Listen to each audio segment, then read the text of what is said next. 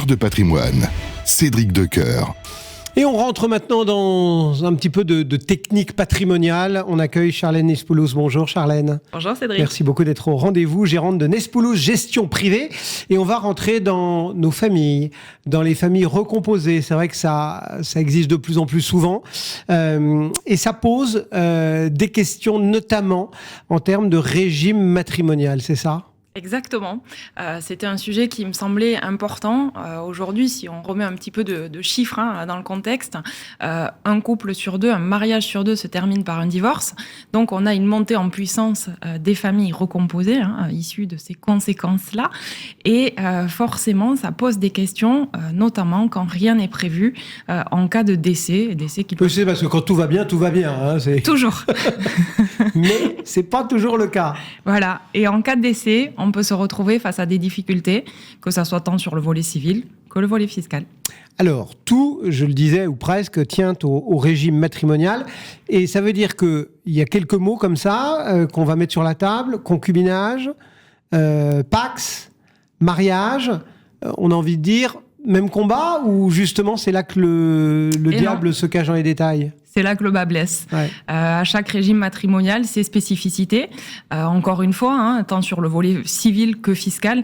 Et il est vraiment important de faire cette différence parce que les conséquences peuvent être dramatiques d'un point de vue civil parfois, mais aussi...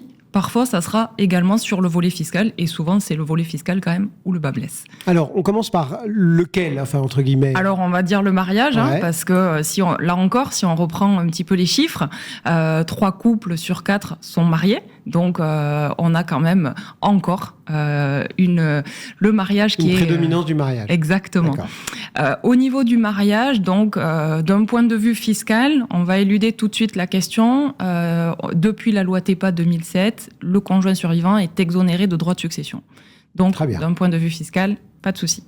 D'un point de vue civil, les choses se compliquent, notamment quand on est en présence d'enfants non communs. Quand on est dans le cadre du mariage, on a une différence qui s'opère entre quand on est en présence d'enfants communs et d'enfants non communs. Puisqu'on parle de famille recomposée, on va forcément parler d'enfants non communs.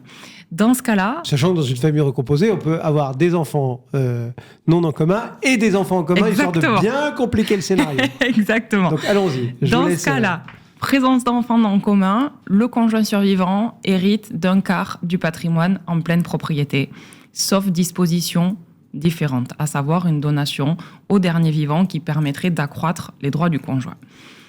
Prenons donc ce cas-là où, bien évidemment, on n'est pas forcément très bien conseillé et on se retrouve donc en présence d'enfants non communs, un quart du patrimoine en pleine propriété. Bon. Là, attention, c'est le point civil qui va poser des problèmes, notamment, puisque en cas de décès, le conjoint survivant va donc hériter d'un quart du patrimoine en pleine propriété, ce qui sous-entend des questions d'indivision. Eh oui, il faudra partager. Et c'est là que tout pose problème, notamment quand on se retrouve avec, on va prendre le cas de biens immobiliers, des héritiers qui veulent vendre, et là, il faut l'accord de tous les indivisaires pour vendre. Il suffit qu'il y en ait un qui ne soit pas d'accord, et tout est figé. Ouais, et on se retrouve dans un corner. Voilà. Donc, dans le cas du mariage, oui, le mariage est le système, le régime matrimonial le plus protecteur qu'on puisse avoir. D'un point de vue fiscal, pas de souci, mais par contre, d'un point de vue civil, on peut se retrouver dans des situations extrêmement délicates. Et ce que tu disais est extrêmement vrai, d'autant plus quand on se retrouve avec des enfants qui peuvent être communs et non communs. Le mix des deux, en général, ça marche plutôt mal. Et donc, du coup, il faut être conseillé et il faut s'occuper, quand tout va bien, de son mariage. Pax et concubinage. C'est donc différent, j'imagine, puisqu'on a procédé par ordre. Exactement. Pax, concubinage, deux régimes encore différents, d'un point de vue civil, mais aussi d'un point de vue fiscal. Là où les deux régimes se ressemblent, c'est d'un point de vue civil, dans le sens où le survivant, le partenaire de Pax ou le concubin, donc, n'a pas la qualité d'héritier. Donc, il n'a pas vocation à hériter du patrimoine du défunt, sauf disposition testamentaire contraire. Donc ça, d'un point de vue civil, c'est la même chose. D'accord. Par contre, d'un point de vue fiscal, c'est pas tout à fait la même chose, puisque le partenaire de Pacs, lui, est exonéré de droits de succession, comme le... Donc en cela, le Pacs rejoint entre guillemets le mariage. Exactement. D'un point de vue fiscal, Pacs, mariage, même combat. Par contre, le concubin est considéré comme un étranger, et donc là, c'est 60% de droits après un abattement de 1 594 €. Ouais, 1584. Ouais. 60%. Autant dire, sur un appartement, une paille. Ça peut coûter extrêmement cher. Bon, alors, on a bien compris tout ça, mais c'est vrai que quand on parle de situation patrimoniale, les textes, les articles, tout ça, c'est bien, mais rien de mieux qu'un bon exemple, entre guillemets. Est-ce que vous avez une situation, Charlène, concrète à nous présenter pour illustrer finalement notre propos et bien faire comprendre, j'ai envie de dire, l'urgence de la situation et l'urgence qu'il y a à s'occuper quand tout va bien, quand on est heureux, quand il n'y a pas de problème, de ce qui peut advenir, en fait. Exactement. Et en rappelant en préambule que le fait d'y penser ça fait pas mourir. N'est pas réalisateur. Ouais, voilà, c'est ça. On est d'accord. C'est comme rédiger son testament, ça fait pas mourir. Hein. Exactement. Et ça, malheureusement, c'est une fois qu'on y est confronté où on est encore plus sensibilisé à ça. Et j'ai malheureusement, même si j'ai que 10 ans d'expérience dans ce métier, j'ai vécu ça avec une cliente. Donc, pour vous donner un petit peu le contexte, ma cliente, Marie-Christine, vit depuis plus de 30 ans avec son concubin, pour le coup. Pas de Pacs, pas de mariage. Ils étaient concubins avec tous les deux des enfants de leur côté, 2 enfants de chaque côté. Et tout allait bien. Et tout allait bien, voilà. Pas besoin de Pacs, pas besoin... On vit la douce vie, tout va bien. Et puis arrive donc une transmission. Monsieur dispose d'un bien familial, une belle Toulousaine dans la région de Toulouse, et donc des rénovations, des travaux, et ils réalisent les travaux ensemble, volonté de couple. Bon, tout va bien. À ce moment-là, quand même, monsieur se dit, je vais aller chez mon notaire, je veux bien faire les choses, ce bien immobilier va prendre de la valeur, il faut quand même que je protège Marie-Christine, donc je vais consulter mon notaire. Son notaire lui préconise un testament dans lequel il lègue l'usufruit à sa compagne. Donc, quand je rencontre ma cliente, monsieur n'était pas du tout client. Quand je la rencontre, je lui pose la question, je lui dis, ce bien immobilier vous appartient? Elle me dit, non, je ne suis pas propriétaire. C'est un bien familial, mais par contre, j'ai contribué à l'aménagement, j'ai payé la cuisine, les dressings, bon bref, toute la déco, bon, une vie de couple normale. Mais Philippe m'a prévenu, je suis mise à l'abri, il a fait tout ce qu'il fallait auprès de son notaire. Bon, je lui dis, ok, mais quand même, je me dois te mettre en garde, la fiscalité, vous êtes concubins, vous êtes considérés comme des étrangers, s'il arrive quelque chose, c'est 60% de droits. Bon, ma cliente n'entend que vaguement ce que je lui dis, considérant qu'aujourd'hui, il n'était absolument pas question ni de se marier, ni de se paxer, donc la situation lui convenait.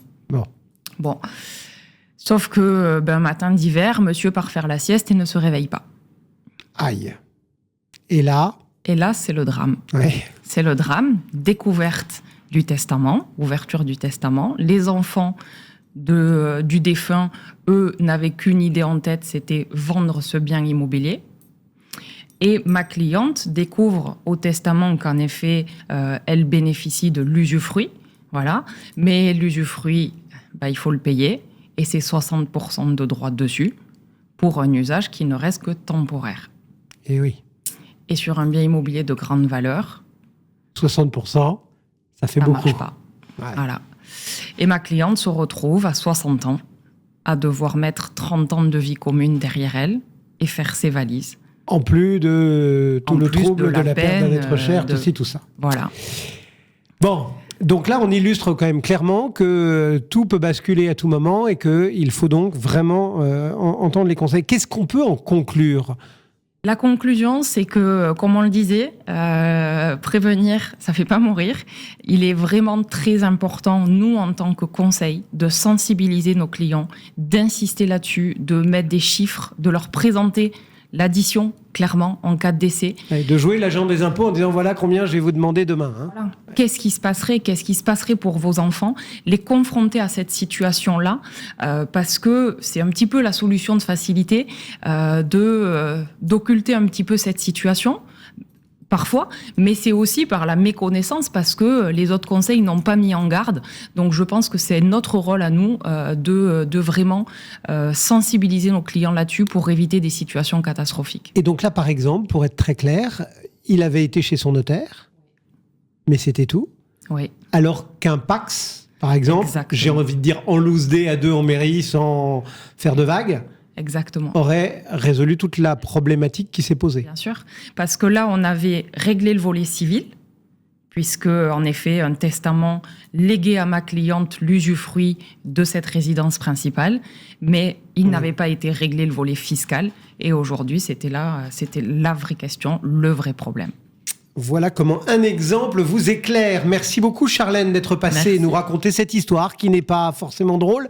Mais la gestion de patrimoine, c'est pas forcément tous les jours rigolo, mais ça permet de mieux comprendre et de mieux anticiper peut-être la gestion de vos placements et de votre patrimoine. Merci beaucoup Charlène. Merci. Charlène Nespoulos, donc pour Nespoulos Gestion Privée. À très bientôt. À bientôt.